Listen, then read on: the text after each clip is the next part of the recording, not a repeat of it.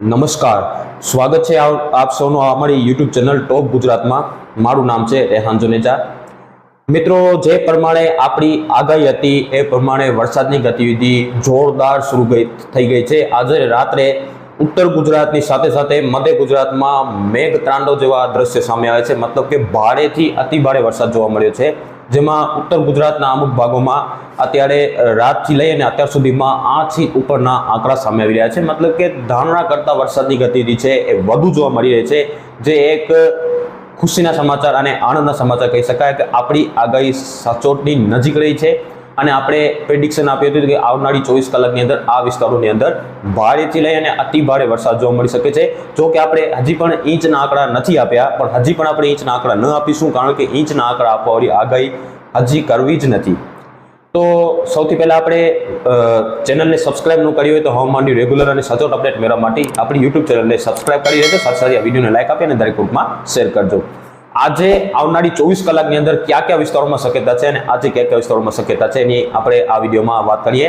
તો સૌથી પહેલા આ વિડીયોની શરૂઆત છે એ આપણે દક્ષિણ ગુજરાતની કરીએ. તો આવનારી 24 કલાકની અંદર દક્ષિણ ગુજરાતના તમામ જિલ્લાઓ, જેમાં સુરત, વલસાડ, નવસારી, તાપી, ડાંગ, નર્મદા, આવા, બિલીમોરા અને આ વિસ્તારો છે, આ વિસ્તારોની અંદર સાપુતારા અને આ વિસ્તારોમાં ઝાપટાથી માંડી હળવો, મધ્યમ અને સીમિત વિસ્તારોમાં ભારે વરસાદની શક્યતા છે. મતલબ કે આવનારી 24 કલાકની અંદર દક્ષિણ ગુજરાતની અંદર પણ વરસાદની ગતિવિધિ સારી એવી વધી શકે છે અને ત્યાં પર ઝાપટાથી માંડી હળવો, મધ્યમ અને સીમિત વિસ્તારોમાં ભારે વરસાદની શક્યતા હાલ આપણે લાગી રહી છે.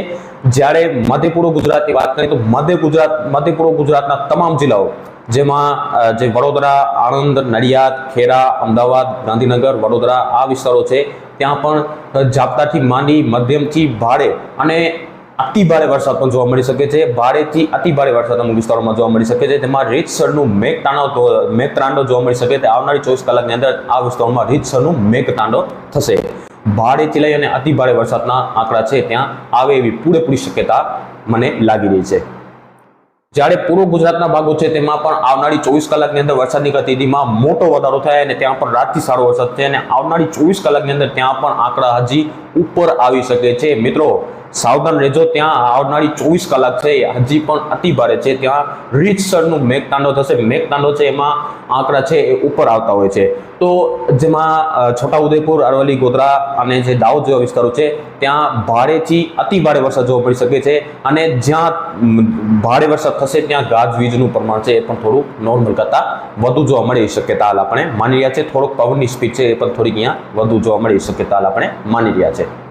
જ્યારે ઉત્તર ગુજરાતની વાત કરીએ તો ઉત્તર ગુજરાતમાં જે બનાસકાંઠા, સાબરકાંઠા, સિદ્ધપુર અને જે આ વિસ્તારો છે, મહેસાણા, પાટણ આ વિસ્તારો છે, બધા વિસ્તારો છે, રાજસ્થાન બોર્ડર, કાંઠાવાળા વિસ્તારો છે, ત્યાં પણ આવનારી 24 કલાકની અંદર મધ્યમથી ભારે અને અમુક વિસ્તારોમાં અતિ ભારે વરસાદ જોવા મળી શકે છે. ત્યાં ઉત્તર ગુજરાતના મિત્રોને પણ આવનારી 24 કલાકની અંદર સાવચેતી રાખવી પડશે. ત્યાં રીતસરનું તાંડવ કરશે, મતલબ કે રીતસરની ધોલાઈ કરી નાખશે એવો ધોધમાર વરસાદ, ભારેથી અતિ ભારે વરસાદ જોવા મળી શકે છે. તમામ વિસ્તારોની આપણે માહિતી આપી છે, જેમાં મહેસાણા, પાટણ, ઊંઝા અને જે સિદ્ધપુર અને સાબરકાંઠા, મહેસાણા અને જે અરવલ્લી જેવા વિસ્તારો છે, બધા વિસ્તારોની અંદર મધ્યમથી ભારે અને સીમિત વિસ્તારોમાં અતિ ભારે વરસાદ જોવા મળી શકે છે.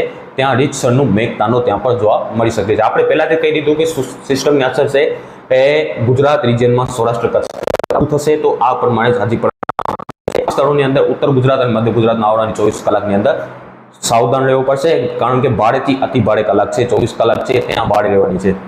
જ્યારે સૌરાષ્ટ્રની વાત કરીએ તો સૌરાષ્ટ્રમાં આવનારી 24 કલાકની અંદર વરસાદની ગતિવિધિમાં આજે મોટો વધારો થાય અને જે પૂર્વ સૌરાષ્ટ્રના ભાગો છે, જેમાં મોરબી, સુરેન્દ્રનગર, બોટાદ અને જે અમુક જામનગરના ભાગો છે, રાજકોટના અમુક ભાગો છે, ભાવનગર છે, અમરેલી છે, ત્યાં આવનારી 24 કલાક મતલબ કે આજે બપોર બાદથી વરસાદની ગતિવિધિમાં વધારો થશે અને ત્યાં પણ મધ્યમથી સારા વરસાદની શક્યતા 24 કલાકની અંદર રહેશે. જ્યારે ગીર સોમનાથ, પોરબંદર અને દ્વારકા જેવા વિસ્તારો છે, આ વિસ્તારોની અંદર પણ આવનારી 24 કલાકની અંદર છૂટો છવાયો હળવો મધ્યમ વરસાદ છે આવનારી 24 કલાકની અંદર જોવા મળી શકે છે. સીમિત વિસ્તારોમાં ભારે વરસાદની પણ શક્યતા લાગી રહી છે. તો આ પ્રમાણે સૌરાષ્ટ્રમાં આજથી વરસાદની ગતિવિધિમાં વધારો થાય અને 24 કલાકની અંદર ત્યાં પણ સારામાં સારા વરસાદ થઈ જાય એવી શક્યતા હાલ આપણે માની રહ્યા છે. જ્યારે કચ્છની વાત કરીએ તો કચ્છના જે પૂર્વ કચ્છના ભાગો છે, જે ઉત્તર ગુજરાતને લાગુ, પાટણને લાગુ વિસ્તારો છે પૂર્વ કચ્છના, જેમાં સામખિયાળી, રાપર, ભચાઉ અને આ વિસ્તારો છે, ત્યાં મધ્યમથી ભારે વરસાદ આવનારી 24 કલાકની અંદર જોવા મળી શકે છે. અનેક વિસ્તારોની અંદર મધ્યમથી ભારે વરસાદ થશે. જ્યારે ઉત્તર કચ્છના ભાગો છે ત્યાં વરસાદની ગતિવિધિ થોડી ઓછી રહે, પરંતુ ત્યાં પણ છૂટો છવાયો હળવો સીમિત વિસ્તારોમાં મધ્યમ વરસાદ જોવા મળી શકે છે. વિસ્તાર પણ આપણે કહી દઈએ તો એ છે ખાવડા, બની અને જે હાજીપી જેવા વિસ્તારો છે ત્યાં પણ છૂટો છવાયો હળવો મધ્યમ વરસાદ આવનારી 24 કલાકની અંદર જોવા મળી શકે છે.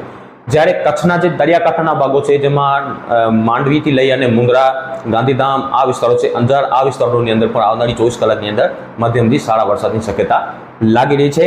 જ્યારે નલિયા, અબડાસા આ વિસ્તારો છે ત્યાં પણ છૂટો છવાયો વરસાદી માહોલ અનેક વિસ્તારોની અંદર જોવા મળી શકે છે, જેમાં હળવો મધ્યમ વરસાદ સીમિત વિસ્તારોમાં જોવા મળે.